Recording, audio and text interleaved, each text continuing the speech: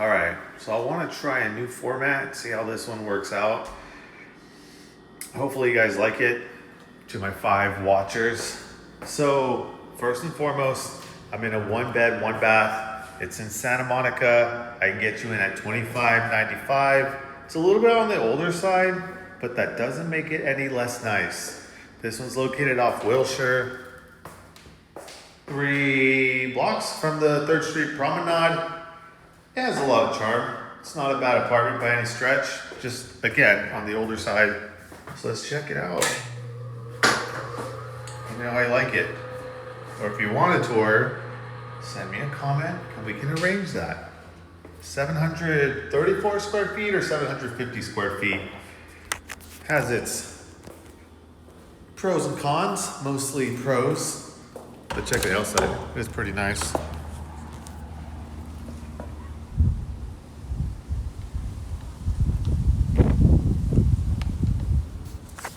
And right now we have a special 6 months free parking. Then after that, $125 a month. But I could probably get you with 9 months free parking, depending on how soon you'd be willing to sign a lease. Owners are normally willing to work with tenants as long as they are committed. Okay, first and foremost, it's been a rough couple of months being a UFC fight fan. I was disappointed about Topuria getting eye poked and then losing his title to Justin Gaethje, and seeing Alex Pereira get the fuck beaten out of him by Gane. I feel like still the shots in the back of the head weren't really a deciding factor in the fight. He stood and traded with the heavier fighter, so of course you're gonna get knocked out. And I don't think he moved up in weight properly. So it's been, I haven't been wanting to, I don't know, does anybody else feel this way? Where I don't want to read any MMA news, I don't want to talk about it. I've been just not keeping up with it for like the first time in 20 years. So we have Alex losing, we have Topuria losing, and then the cherry on top, Conor McGregor losing. That one was actually, I mean, yeah, it was anticlimactic, but after it happened, you have to realize the fight's over. That's it. It's off to Netflix. I mean, one more fight, of course, which is gonna lose, unless it's maybe to a Chandler or just like an older legend who comes out of retirement, maybe Dustin Poirier, which then I would favor Conor in that fight. So I did say in the previous video that Conor was going to throw leg kicks. He was going to prove a point, and sure enough, he comes out swinging, comes out throwing a leg kick, blows out his ACL. Yeah, again, just as anticlimactic as it can be, as it can get. So I took a little break. I was heartbroken. It was hard to watch. Even if Conor were to lose, I was hoping for a good fight. I was hoping for some back and forth action, making it a scrap, like a throwback. Well, I also thought Conor had a really good chance of winning because he was fighting at welterweight, which is not Max's natural weight.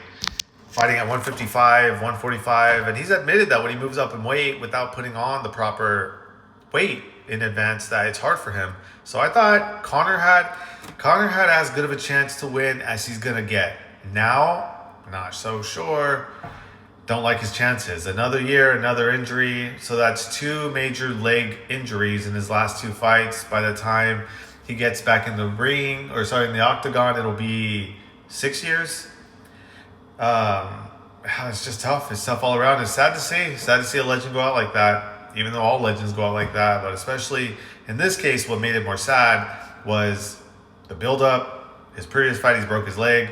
Then his right leg falls off in this next fight. So I'd like to say his career is over. Might have a few money fights, but regardless, the memories are fun. What was the other one now?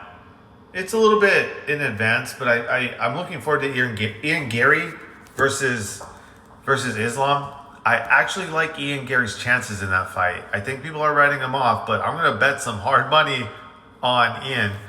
I feel like Islam has had a easier strength of schedule, fighting Volk on 7 days, fighting Moicano. There's another one. He fought Dustin, and that was a scrap. That was a close fight, which I felt like that was an indication that when he fights, and JDM was another easier fight. he's had a pretty, not cakewalk per se, but he's had a cakewalk for his lightweight title run and his introduction to welterweight. So he's going to fight a welterweight in his prime. This is going to be a scrap, and I'm definitely going to bet, like I said, on Ian Garry. We'll probably win a decision. Probably won't be a good fight. Probably be super boring. I don't think Islam wins that fight, though.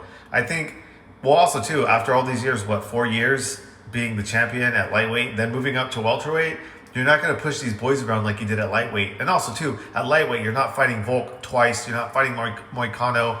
And then you're also not fighting a 36-year-old Dustin Poirier. You're going to fight absolute killers. So I am more than looking forward to seeing Islam fight Ian Garry. And I can't believe everybody's writing off Garry.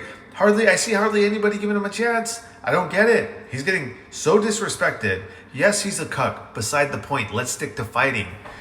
Ian Garry is going to beat Islam. You can mark it July 30th, 2026 at 7 p.m. Mark it.